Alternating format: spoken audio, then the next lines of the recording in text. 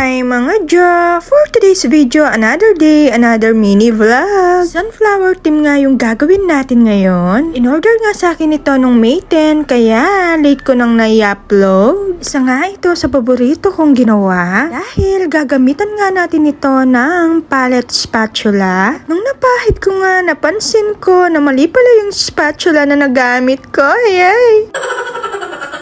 Dapat pala Joy itong patilos. Pero okay lang yan, cherry bells naman, hindi naman halata, yay! At ayun na nga, tinuloy-tuloy ko na. Every time na ganito nga yung ginagawa ko, ay nag-e-enjoy ako. Dahil feeling ko, artist ako, yay! Pagbigyan nyo na ako, Jo, feeling mo naman eh. At bumalik nga tayo sa cake na ginagawa ko. At kung tatanungin nyo lang naman ako, kung ano yung size ng cake natin is 5x6. Chocomoist flavor nga yung ginawa natin. At ewan ko ba, bakit sobrang nagagandahan ako? Opo, sobra po talaga. Sobrang nagagandahan ako sa details ng cake natin. At makikita nyo mamaya kung bakit ako nagagandahan. Pero nakita nyo na kanina, nung una pa lang. Yay! Fondant details nga yung name topper natin. Sa sobrang kakamadali ko dito. Pagkalagay nga ng topper niya ay pinahiga ko na nga lang. Dapat talaga nakatayo yun. Kaya lang, nagmamadali ako nung oras na yan. Dahil ang dami kong ginagawang bouquet. Dahil rush nga yung cake na to. Kaya naman, on the spot na yung pag-design ko dito. Kaya naman, sobrang saya ng puso ko dahil nung nakita ko yung naging outcome, nagandahan ako. At syempre, maglalagay tayo ng edible dragis. Dalawang size nga yung ginamit kong edible dragis. Yung isa 2mm at yung isa nakalimutan ko kung anong size. Yay!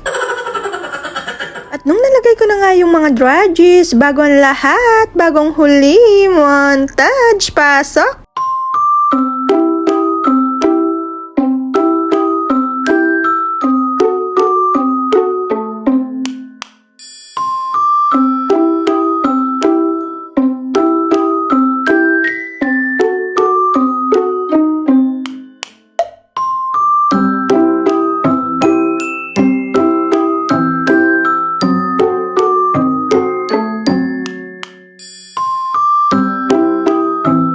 Diba? Ang ganda. Para sa akin, Jo, maganda. Para sa'yo, Jo, maganda ba?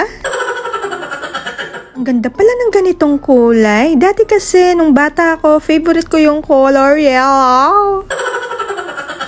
Siyempre, habang tumatanda tayo, nag-iiba yung mga gusto natin. Dati kasi, nung bata ako, paborito ko yung kulay dilaw. Ngayon kasi, tumatanda na tayo, kaya favorite ko ngayon is color rose gold, violet, and nude. Yung mga skin tone, yung ganon, yung mga aesthetic, kulay puno. Ikaw, Jo, anong kulay ang gusto mo ngayon?